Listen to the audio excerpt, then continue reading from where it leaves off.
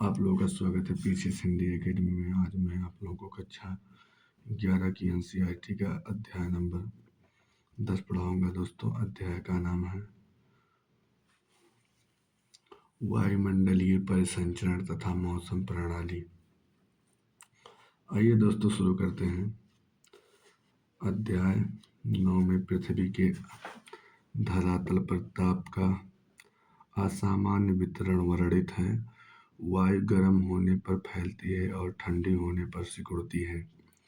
इससे वायुमंडलीय दाब में भिन्नता आती है। इसके परिणाम स्वरूप वायु गतिमान होकर अधिक दाब वाले क्षेत्रों से न्यून दाब वाले क्षेत्रों में प्रवाहित होती है। आप जानते हैं कि क्षैतिज गतिमान वायु ही पवन है। वायुमंडलीय दाब यह भी निर्धारित करता है कि कम आयु कब ऊपर उठेगी। दोस्त बताया गया है, यह निर्धारित करता है कि कब आयु ऊपर उठेगी और कब नीचे बैठेगी। पवनों पृथ्वी पर तापमान व आर्द्रता का पुनर्विरूपण करती है, जिससे पूरी पृथ्वी का तापमान स्थिर बना रहता है। ऊपर उठती हुई आर्द्र वायु का तापमान कम होता है, बादल बनते हैं और वर्षा होती है। इस अध्याय में वायुमंडलीय दाब भिन्नता के कारण वायुमंडलीय परिसंचरण संबंधी बल, वायु विक्षोभ, वायुराशियों का बनना, वायुराशियों के मिश्रण से मौसम संबंधित विक्षोभ व उष्णकटिबंधीय चक्रवातों का विवरण सम्मिलित है। वायुमंडलीय दाब। क्या आप जानते हैं कि हमारा शरीर भी वायु दाब से प्रभावित होता है। जैसे जैसे आप ऊपर ऊंचाई पर चढ़ते जाते हैं, वायु विदल होती है और सांस लेने में कठिनाई होती है। मध्यम समुद्र तल से वायुमंडल की अंतिम सीमा तक एक इकाई क्षेत्र के वायुसन स्तर के भार को वायुमंडलीय दाब कहते हैं। वायु दाब को मापने के लिए इकाई मिलीबार है। समुद्र तल पर औसत वायुमंडलीय दाब 1013.2 मिलीबार होता है। अब आइए आप लोग जानिए, गुरुत्वाकर्षण के कारण धरातल के निकट वायु सघन होती है और इसी कारण वायुदाब अधिक होती है। वायुदाब को मापने के लिए परदाब, वायुदाबीय अथवा निर्बंध बैरोमीटर का प्रयोग होता है। इन उपकरणों के विषय में जानने हेतु भूगोल में प्रयोगात्मक भाग 1 में एनसीईआरटी में 2006 में वायुदाब ऊंचाई के साथ घटता है। ऊंचाई पर वायुदाब भिन्न भिन्न स्थानों पर भिन्न होता है। यह भिन्नता ही वायु की गति का मुख्य कारण है। अर्थात पवनें उच्च वायुदाब क्षेत्रों में कम वायुदाब वाले क्षेत्रों की तरफ चलती हैं। दोस्तों, वायुदाब में ऊर्ध्वाधर भिन्नता। वायुमंडल के निचले भाग में वायुदाब ऊंचाई के साथ तीव्रता से घटता है। यह ह्रास दर प्रत्येक 10 मीटर की ऊंचाई पर 1 मिलीबार होता है। वायुदाब सदैव एक ही दर से नहीं घटता है।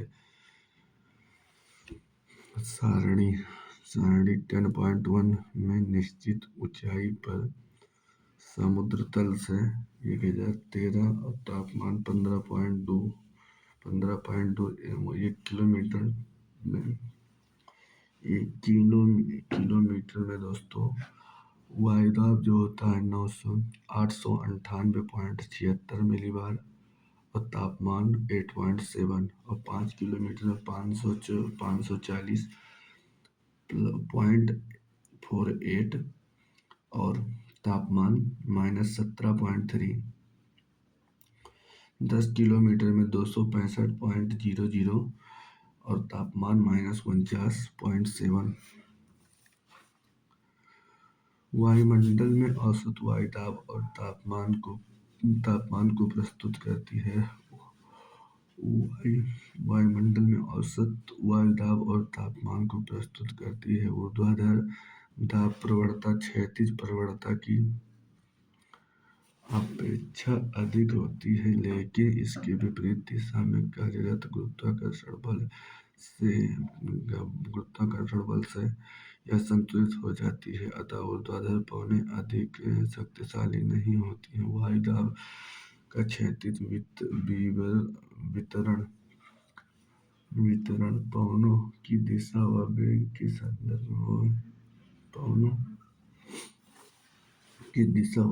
संदर्भ में वायुदाब में अल्प अंतर भी अत्यधिक महत्वपूर्ण। वायुदाब के क्षैतिज वितरण का अध्ययन समान अंतराल पर खींची गई समदाब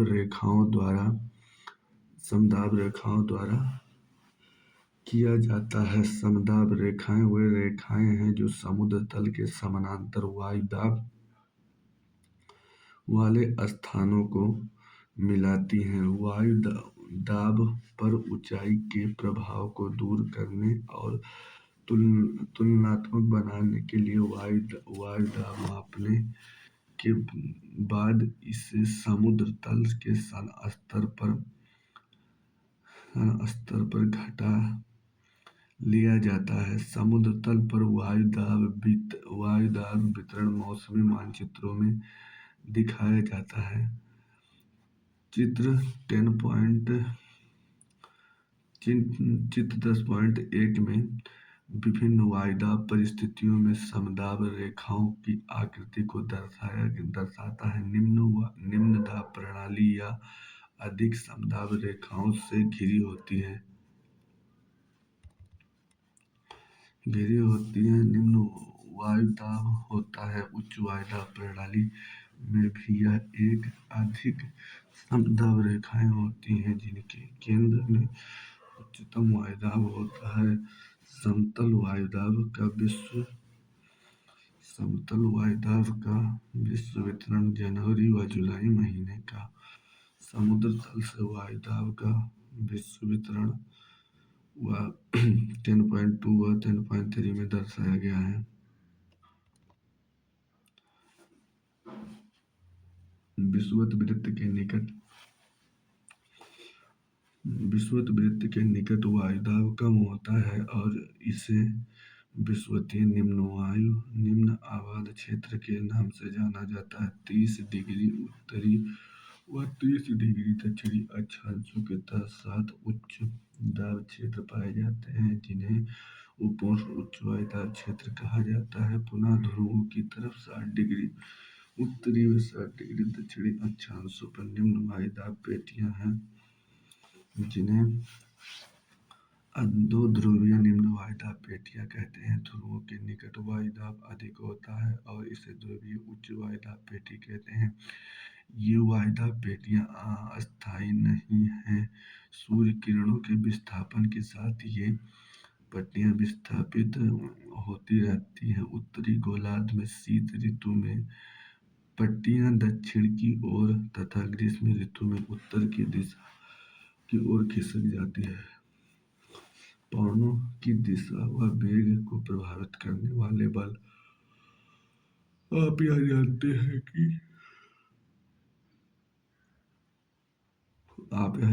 हैं कि वायुमंडलीय दाब में भिन्नता के कारण वायु गतिमान होती है। इसे गतिज वायु को पवन कहते हैं। पवनें उच्च वायुदाब से कम दाब की तरफ प्रवाहित होती हैं। भूतल पर धरातलीय विषमताओं के कारण घर्षण पैदा करती हैं।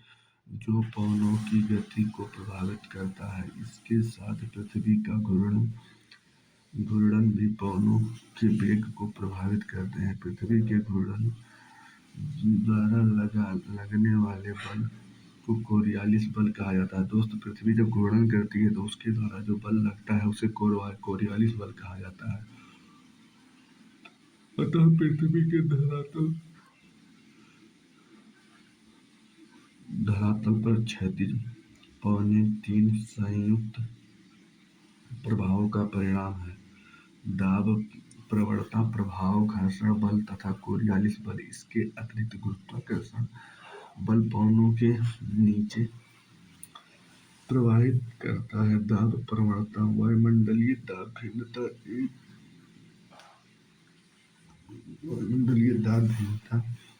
एक बल उत्पन्न करता है। दूरी के साथ में दाब परिवर्तन की दर दाब प्रवणता। जहाँ समदाब रेखाएं पास पास हों वहाँ दाब प्रवणता अधिक, समदाब रेखाओं से दूर दूर होने से दाब प्रवणता कम होती है। घर्षण बल या पवनों की गति को प्रभावित करता है। धरातल पर घर्षण सर्वाधिक होता है और इसका प्रभाव प्रायः धरातल से 1 किलोमीटर से 3 किलोमीटर ऊंचाई तक होता है। समुद्र सतह पर घर्षण न्यूनतम होता है। कोरियालिस बल पृथ्वी का अपने अक्ष पर घूर्णन पवनों की दिशा को प्रभावित करता है। सन 1844 में फ्रांसीसी वैज्ञानिक ने इसका विवरण प्रस्तुत किया है और इस पर बल को कोरियालिस बल कहा जाता है। इस प्रभाव को पवनों की उत्तरी गोलार्ध में अपनी मूल दिशा की दाहिनी तरफ तथा दक्षिणी गोलार्ध में बाईं तरफ विक्षेपित हो जाती हैं। जब पवनों का वेग अधिक होता है तब विक्षेपण भी अधिक होता है। कोरियालिस बल अक्षांशों के कोण के सीधा समानुपात में बढ़ता है। यह ध्रुवों पर सर्वाधिक और विषुवत वृत्त पर अनुपस्थित होता है। दोस्तों, जो कोरियालिस बल होता है दोस्तों, ये कोरियालिस बल ध्रुवों पर सर्वाधिक होता है लेकिन विषुवत वृत्त पर यह अनुपस्थित होता है। कोरियालिस बल दाब प्रवणता के समकोण पर कार्य करता है। दाब प्रवणता बल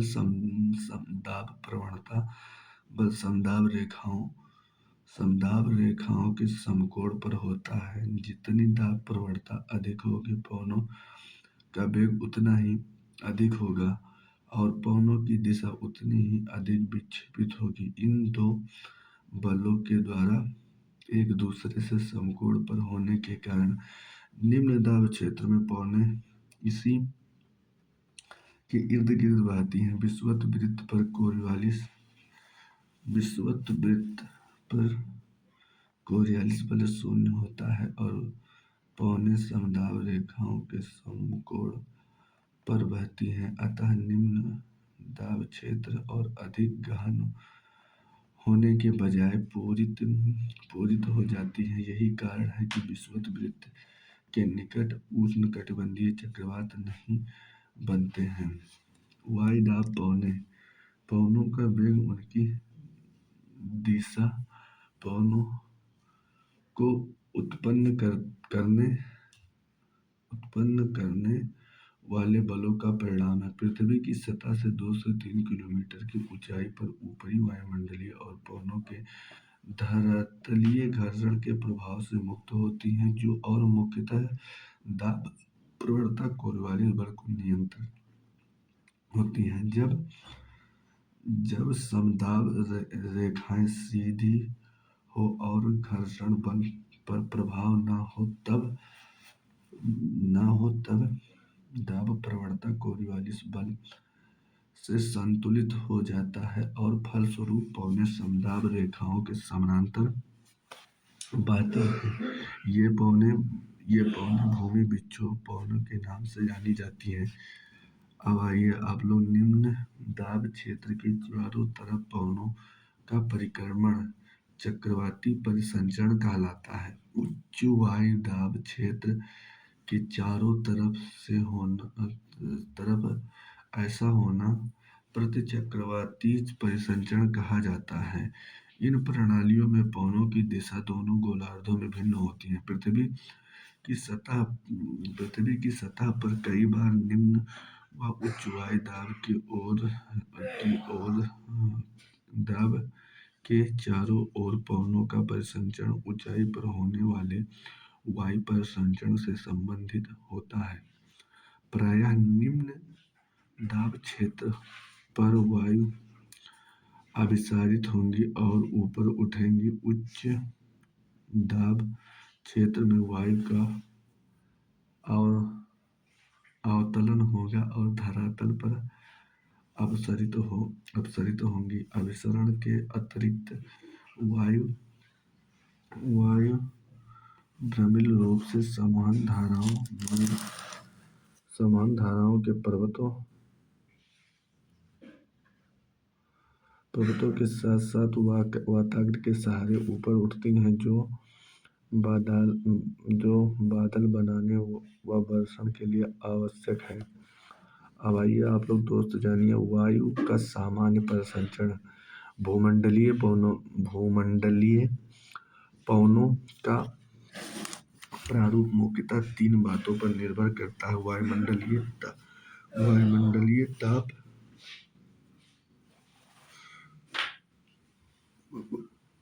भूमंडलीय पवनों का प्रारूप मुख्यतः 3 बातों पर निर्भर करता है। वायुमंडलीय ताप में अक्षांशीय भिन्नता, वायुदाब पेटियों की उपस्थिति, वायुदाब पेटियों का सौर विकिरण के साथ विस्थापन, महासागरों व महाद्वीपों का वितरण तथा पृथ्वी की घूर्णन। वायुमंडलीय पवनों के प्रवाह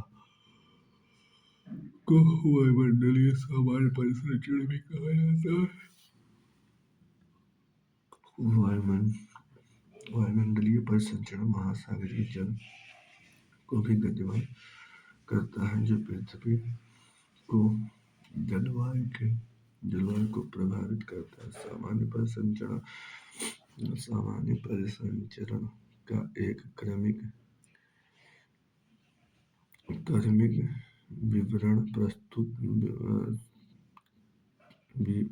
विवरण चित्र 10.1 में प्रस्तुत है।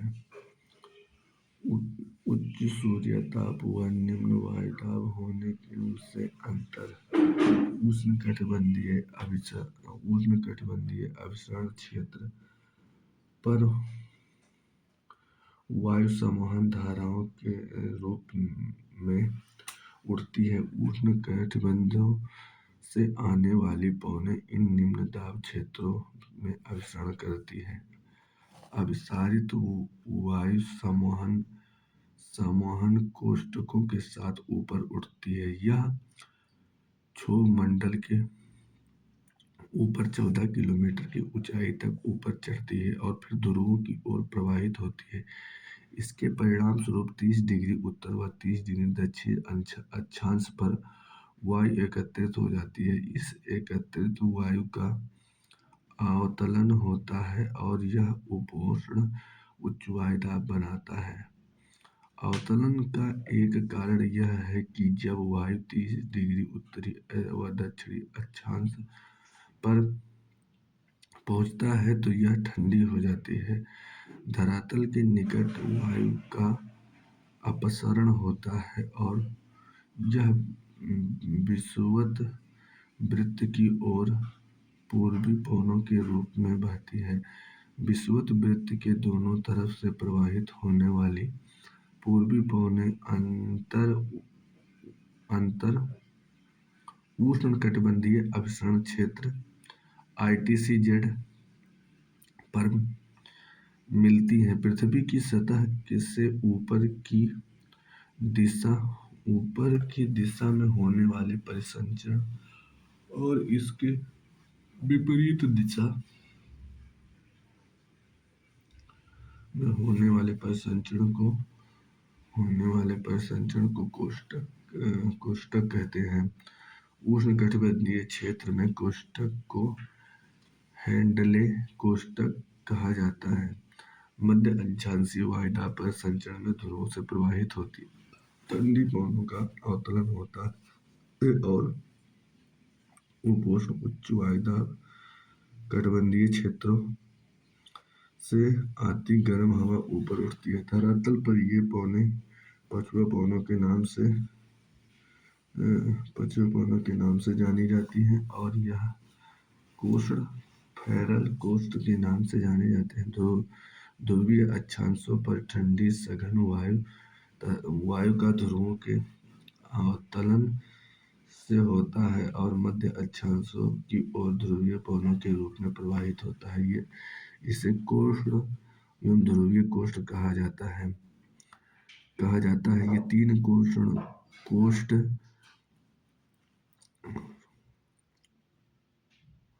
वायुमंडल के सामान्य परिसंचरण का प्रारूप निर्धारित करता है। तापीय ऊर्जा का निम्न अक्षांशों से उच्च अक्षांशों में स्थानांतरण सामान्य परिसंचरण को बनाए रखता है। वायुमंडल का सामान्य परिसंचरण महासागरों को भी प्रभावित करता है। वायुमंडल में बृहद पैमाने पर चलने वाले पवनें धीमी तथा अधिक गति की महासागरीय धाराओं को प्रभावित करती है। महासागर वायु को ऊर्जा व जलवाष्प प्रदान करते हैं। ये अंतर संबंध महासागरों के विस्तृत क्षेत्रों पर अपेक्षाकृत धीमे होते हैं। मौसमी पवनें पवनों के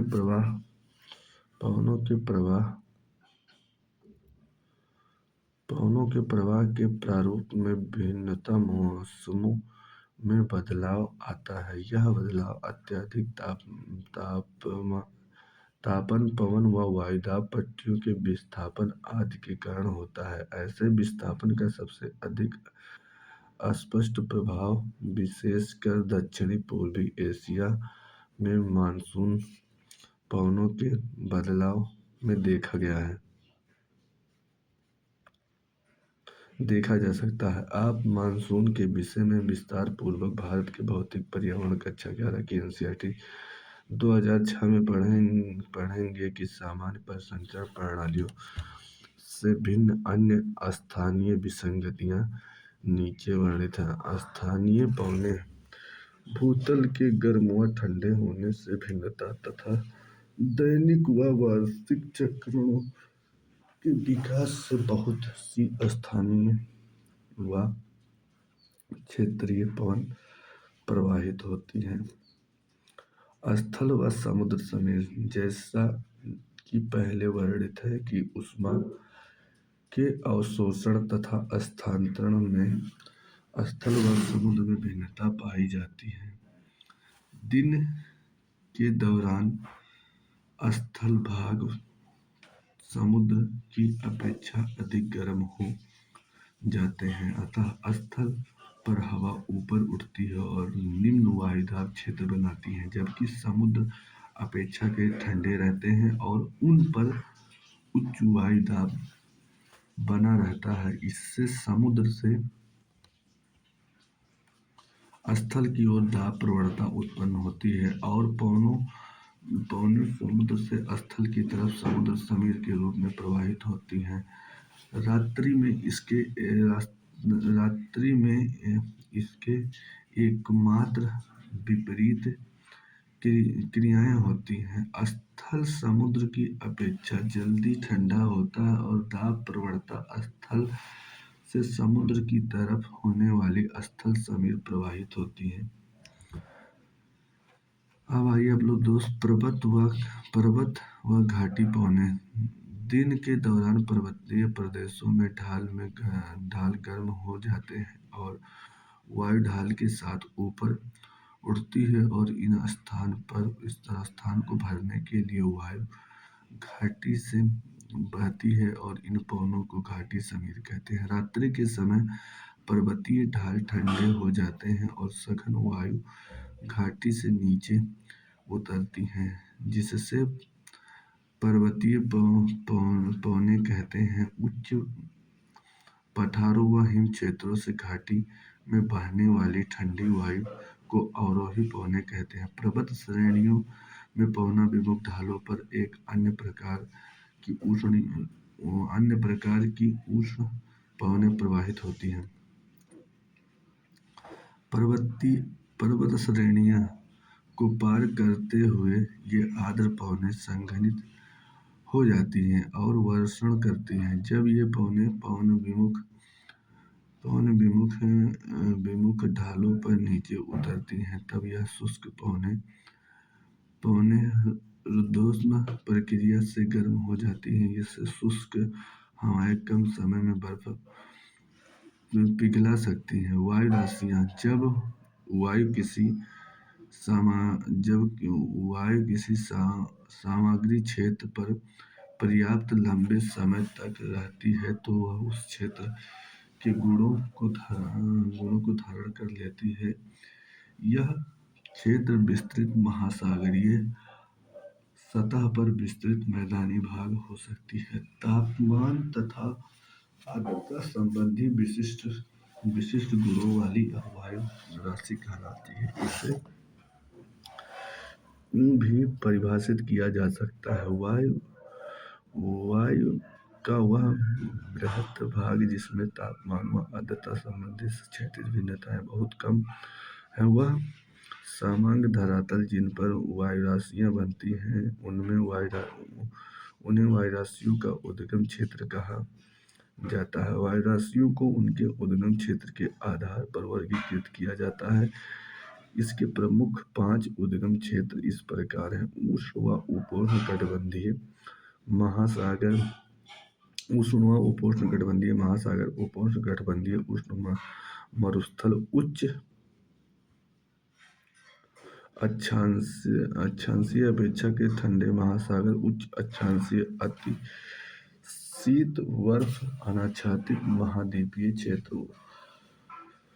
5वां अस्थायी रूप से बर्फ अनाच्छादित महाद्वीपीय अंटार्कटिक तथा आर्कटिक। इसी आधार पर निम्न प्रकार की वायु राशियां पाई जाती हैं। उष्णकटिबंधीय महासागरीय वायु राशियां उष्णकटिबंधीय महाद्वीपीय, ध्रुवीय महाद्वीपीय, आर्कटिक। उष्णकटिबंधीय वायु राशियां गर्म होती हैं तथा ध्रुवीय वायु राशियां ठंडी होती हैं। वाताग्र जब 2 प्रकार की वायु राशियां मिलती हैं तो उनसे मध्य सीमा के क्षेत्र को वाताग्र कहते हैं। वाताग्रों के बनने की प्रक्रिया वाताग्र जनन कहते हैं। वाताग्र 4 प्रकार के होते हैं: शीत वाताग्र, उष्ण वाताग्र, अचल वाताग्र और अधिविशिष्ट वाताग्र। वाताग्र स्थिर हो जाए तो इन्हें अचल वाताग्र कहा जाता है, अर्थात ऐसे वाताग्र जब कोई भी वायु ऊपर नहीं उठती है। जब शीत व भारी वायु आक्रामक रूप से उष्ण वायु राशियों के ऊपर धकेलती है, इसके संपर्क क्षेत्र में शीत वक्राग्र कहते हैं। यदि गर्म वायु राशियां आक्रामक रूप से ठंडा वायु राशि के ऊपर चढ़ती है तो इससे संपर्क क्षेत्र में उष्ण वाताग्र कहते हैं। यदि एक वायु राशि पूर्णतः धरातल के ऊपर उठती है तो ऐसे वाताग्र को अधिविशिष्ट वाताग्र कहते हैं। वाताग्र मध्यम अक्षांशों में ही निर्मित होते हैं। ध्रुवीय वायुदाब तापमान प्रवणता इसकी विशेषता है। ये तापमान में अचानक बदलाव लाते हैं तथा इसी कारण वायु जब ऊपर उठती है तो बादल बनते हैं तथा वर्षा होती है। बहिरूपण कटिबंधीय चक्रवात वे चक्रवातीय वायु प्रणालियां जो उष्णकटिबंधीय से दूर मध्य व उच्च अक्षांशों में विकसित होती हैं, उन्हें बहिरूपण व शीतोष्ण कटिबंधीय चक्रवात कहते हैं। मध्य तथा उच्च अक्षांशों में जिस क्षेत्र से गुजरते हैं वहां मौसम संबंधी अवस्थाओं में अचानक तेजी से बदलाव आते हैं। बहिरूपण कटिबंधीय चक्रवात ध्रुवीय वाताग्र के साथ साथ वाताग्र के साथ साथ बनते हैं। आरंभ में वाताग्र अचर होते हैं। उत्तरी गोलार्ध में वाताग्र के दक्षिण के कोण के बाद उत्तरी दिशा की ठंडी हवा को प्रवाहित होती है। जब वाताग्र के साथ वायुदाब कम हो जाता है तब कोष्ण वायुदाब उत्तर की दिशा की ओर, ठंडी वायुदाब की दक्षिण की दिशा की घड़ी की सुई के विपरीत चक्रवातीय परिसंचरण करती है। इस चक्रवातीय प्रवाह को बहिरूपण कटिबंधीय चक्रवात विकसित होती है, जिसमें एक उष्ण वाताग्र तथा शीतोष्ण वाताग्र है। एक एक ऐसे ही विकसित चक्रवात को दर्शाता है। इस चक्रवात को कोण वायु क्षेत्र या कोण ठंडा अग्रभाग व पिछले शीत ठंड के बीच पाया जाता है। कोण वायु आक्रामक रूप से ठंडी वायु के ऊपर चढ़ती है। उष्ण वाताग्र के पहले भाग के स्तरीय मेघ दिखाई देती है और वर्षा होती है। पीछे से आता है शीत वाताग्र। शीत वाताग्र वायु के ऊपर धकेलता है, जिसके परिणाम स्वरूप शीत वाताग्र के साथ कपासी मेघ बनते हैं। शीत वाताग्र उष्ण वाताग्र की अपेक्षा तीव्र गति से चलते हैं, अतः उष्ण वाताग्र को पूरी तरह धकेलते हैं। यह कोण वायुदाब के ऊपर उठती हैं। भूतल से कोई संपर्क नहीं रहता है। अधिविशिष्ट वाताग्र बनता है एवं चक्रवात धीरे धीरे क्षीण हो जाता है। धरातल तथा ऊंचाई पर वायु परिसंचरण की प्रक्रियाओं में निकट व असंबद्ध होता है। बहिरूपण कटिबंधीय चक्रवात उष्णकटिबंधीय चक्रवातों से कई प्रकार भिन्न है। बहिरूपण कटिबंधीय चक्रवातों में अस्पष्ट वाताग्र प्रणालियां होती हैं, जो उष्णकटिबंधीय चक्रवातों में नहीं होती हैं। ये विस्तृत क्षेत्रफल पर फैले होते हैं। इसकी उत्पत्ति जल व थल दोनों में होती है। जब उष्णकटिबंधीय चक्रवात केवल समुद्रों से उत्पन्न होते हैं और स्थलीय भागों में पहुंचने पर नष्ट हो जाते हैं, तो बहिरूपण कटिबंधीय चक्रवात उष्णकटिबंधीय चक्रवात की अपेक्षा विस्तृत क्षेत्रों को प्रभावित करते हैं। उष्णकटिबंधीय चक्रवातों में पवनों का वेग अपेक्षाकृत तीव्र होता है और ये विनाशकारी होते हैं। उष्णकटिबंधीय चक्रवात पूर्व से पश्चिम को चलते हैं, जबकि बहिरूपण कटिबंधीय चक्रवात पश्चिम से पूर्व दिशा में चलती है। उष्णकटिबंधीय चक्रवात आक्रामक तूफान है, जिनकी उत्पत्ति उष्णकटिबंधीय क्षेत्रों के महासागरों पर होती है और ये तटीय क्षेत्रों की तरफ गतिमान होती है। ये चक्रवात आक्रामक पवनों के कारण विस्तृत विनाश, अत्यधिक वर्षा और तूफान लाते हैं। ये चक्रवात विध्वंसक प्राकृतिक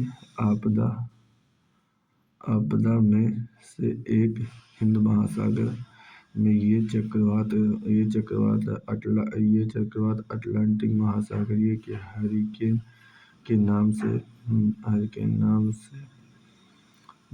से पश्चिम प्रशांत में, दक्षिणी चीन सागर में टाइफून और पश्चिमी ऑस्ट्रेलिया में बिली के नाम से जाने जाते हैं। उष्णकटिबंधीय चक्रवात उष्णकटिबंधीय महासागरों में उत्पन्न और विकसित होते हैं। इनकी उत्पत्ति व विकास के लिए अनुकूलित स्थितियां बृहद समुद्री सतह, जहां तापमान 27 डिग्री सेल्सियस से अधिक हो, कोरियालिस बल का होना, ऊर्ध्वाधर पवनों की गति में अंतर कम होना, कमजोर निम्न दाब क्षेत्र या निम्न स्तर के चक्रवातीय परिसंचरण का होना, समुद्री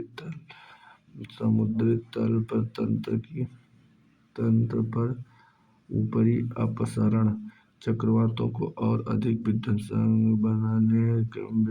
करने वाली ऊर्जा संग्रहण प्रक्रिया द्वारा ऊंचे कपासी सारण स्तरीय मेघों से प्राप्त होती है, जो इस तूफान के केंद्र को घेर लेती है। समुद्रों से लगातार आर्द्रता की आपूर्ति से ये तूफान अधिक प्रबल होते हैं और स्थल पर पहुंचकर आर्द्रता आपूर्ति रुक जाती है और ये क्षीण होकर समाप्त हो जाती है। वह स्थान जहाँ से उष्णकटिबंधीय चक्रवात तट को पार करके जमीन पर पहुंचते हैं वो चक्रवात का लैंडफॉल कहलाता है। ये चक्रवात जो प्रायः 20 डिग्री उत्तरी अक्षांश से गुजरती हैं उनकी दिशा